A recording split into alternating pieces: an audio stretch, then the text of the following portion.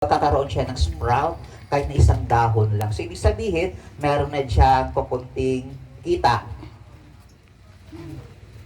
Phase 3, sibol. Hindi na lang siya isang dahon. So, ibig sabihin, magkakaroon na siya ng dalawa, tatlo, apat. Kung sa usbong, meron siyang kunti, dito, magkakaroon na siya ng times 3 na kita. Phase 4, yabong. So, ibig sabihin, talagang yayabong na siya. Magkakaroon na siya ng times 10 na income. And eventually, pagdating niya ng phase 5, meron na siyang aanihin. No? Pwede namang paabutin natin ng 5 years, pero mas maigi dito pa lang sa phase 2, magkakaroon na tayo ng malaking kita para magkakaroon tayo ng profit sharing. Ilan ba yung profit sharing ninyo? According sa inyong constitution and bylaws. 40. Are you sure? Are you sure? Ang 20 is for the caretaker. 40%. So yung 20 yung hahatiin ninyo 30. Pero ngayon, ilan chip, no? Either in national government agencies or in government organizations na pwede siyang makatulong sa tinatawag nating sustainability. That is yung tinatawag natin sustainable livelihood program na magiging sustainable siya. Hindi lang siya isang taon operational, after that, wala na siya. Unit, no, headed by our mayor, pero nandito ngayon si SB, no, Ronald Marte. So, malaking bagay yan, no? Nakasama natin si local government unit sa pagbuo at pagpapatuloy kung ano man yung ating sinimulan. Kasama rin natin dito sa part MSWDO, kasama yan sa local government, si Barangay Local Government Unit, ang ating 31st Infantry Bantaylaya Battalion, headed by Lieutenant Colonel Elmar, akala ko sa kanina Elmar din, no? Salvador, Clarence Elcia, no? Para sa pagpapatuloy at paggabay. Yung isa 10, the other one is 10. Mo siya palaguon. Kaya ang oportunidad, kaisa lang siya mag-agi. Ara imong pangalan sa imong constitution and bylaws nga inyo gipirmahan. Kag naton siya, hasta sa pag-abot gid siya sa hindi lang sa 5 ka tuig. No? Kaya pag-abot sa tunga, giba siling naton gainang nag-income siya, kung silingon, may ara pa na siya additional. Ano tawag sina ang pagbato sa amon, kag salamat gid sa inyo nga man pagbaton sa sininga programa. Hopefully gani ato ni siya ma-sustain. Itawagan nato siya nga sustainable livelihood. Ginilonggo na gidlato niya para mas naintindihan tagit. Tago sa puso ba? Kaya ko ni English ni Sir to, kasi nagngangalang kita, man to naintindihan, nagpauli kita, mangkot kita, ano kuno to? Wala kita kabalo. Anyway, sige. May I request for this SWD, Ma'am Sonny Taliedo natin para mapaganda ang inyong asosasyon dito sa pabahay sa Barangay Briones.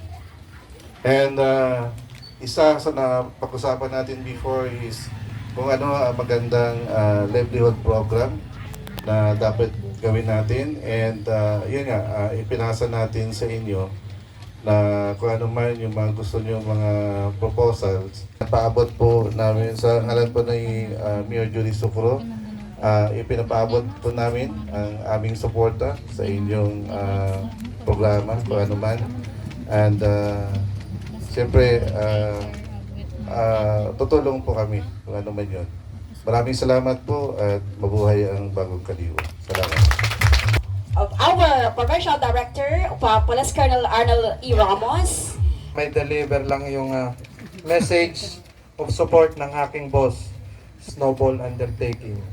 The Laundry Services Project of the Pabahay Briones Community Association through the Sustainable Livelihood Program. We recognize the importance of empowering vulnerable and marginalized household. By Briones Community Association at higit sa lahat, mabuhay ang sambayanang Pilipino. Maraming salamat sa mapagpalang umaga sa ating lahat. Salamat. Una sa lahat, sa ito ang buong may kapal, our great architect of the universe, na siyang lumikha sa ating lahat. Papuri at pasasalamat. When brothers and sisters are gathered together for a common goal, lagi po siyang pumapagitna. So, and then of course, sa ato ang mga partner agencies, para po sa lahat. Congratulations po sa inyong lahat.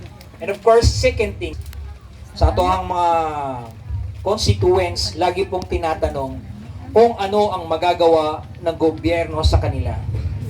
Pero sa ngayon, ang gobyerno. Yes, lagi pong sa gobyerno.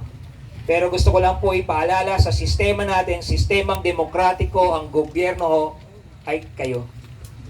At tama lang ho na may magagawa ang gobyerno at ang gobyerno ay kayo. Naniniwala ko ang mga miyembro na yan, iyan ang pundasyon ng isang asosasyon. At na miyembro ho pala siya ng Pabahay Briones. Wala ngayon. Padayon ta na i-enhance ang ating mga sarili. Congratulations po for this very successful project. And second, abugid as ayama. Third, padayon ta. Ayad nga agahon. Good morning, ayad nga agahon. Good morning.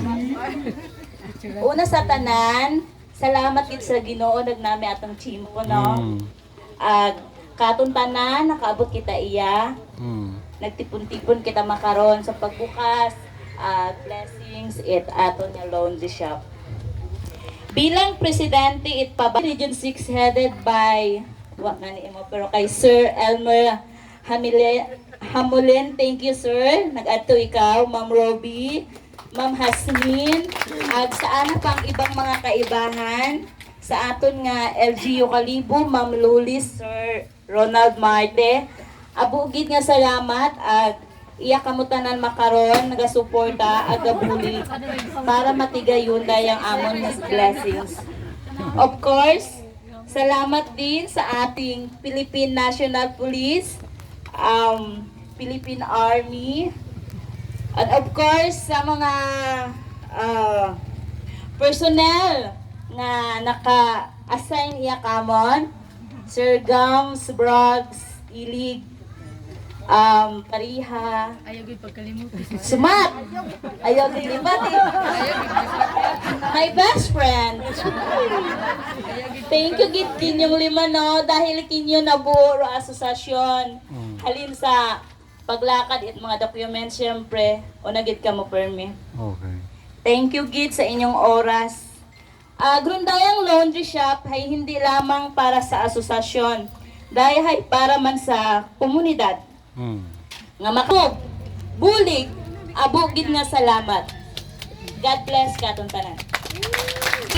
Ms. Roby Christine Gonzalez. At atong partner man si Ma'am Bill sa media. So, hindi ko kaya yung chapsoy ni Sir. Pero karaya ako, sir. Di rin yung maintindihan mamaya. 6, palagi naming sinasabi na ang DSWD sa daming programa, di ba Ma'am Lols? Tapos si Ma'am Loli nagasalo man sang tanan namon ginapasa. Ma'am Lols, pati gayon daya analin sa AX, 4Ps, SLP, Songpen, ano pa, supplemental feeding, abo-abo, hay sa atong association. Of course, ang 82IB. So ang dami na nating sir, partnership mahalin sa dalagan. So atong mga partner nga Philippine Army ang nagbulaya nga project, meaning may atong responsibility nga magbalik man kuraya nga kaayuhan sa atong komunidad. So pasa-pasa pa, pay it forward. So inyong community, si Ma'am Asmin, do sa punta si Ma'am Ana, pag ano man, si Ma'am Ana, nagutom na siguro ay. Nga pride, kag amon man nga privilege nga makabulig sa inyo sa Budwadlaw. O kayo sa inyong ano. Photo ops na tayo kasi nag-closing remarks si Ma'am Rovi.